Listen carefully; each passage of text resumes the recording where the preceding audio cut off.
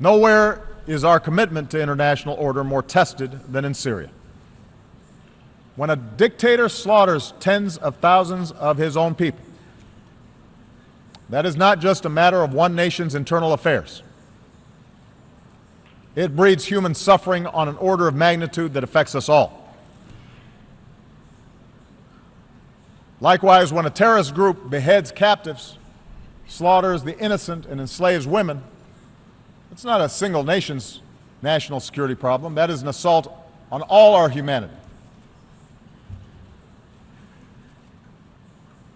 I've said before, and I will repeat, there is no room for accommodating an apocalyptic cult like ISIL.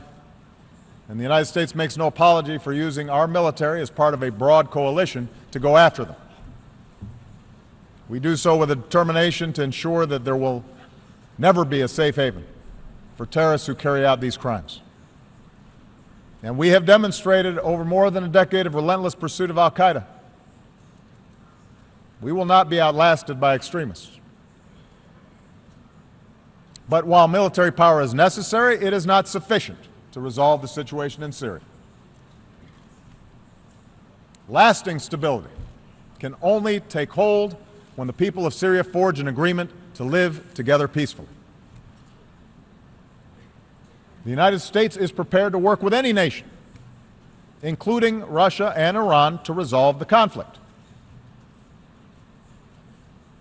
But we must recognize that there cannot be, after so much bloodshed, so much carnage, a return to the pre-war status quo. Let's remember how this started. Assad reacted to peaceful protests by escalating repression and killing that in turn created the environment for the current strife. And so Assad and his allies can't simply pacify the broad majority of a population who've been brutalized by chemical weapons and indiscriminate bombing.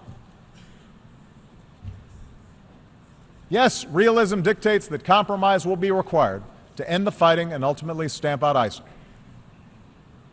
But realism also requires a managed transition away from Assad and to a new leader, and an inclusive government that recognizes there must be an end to this chaos so that the Syrian people can begin to rebuild.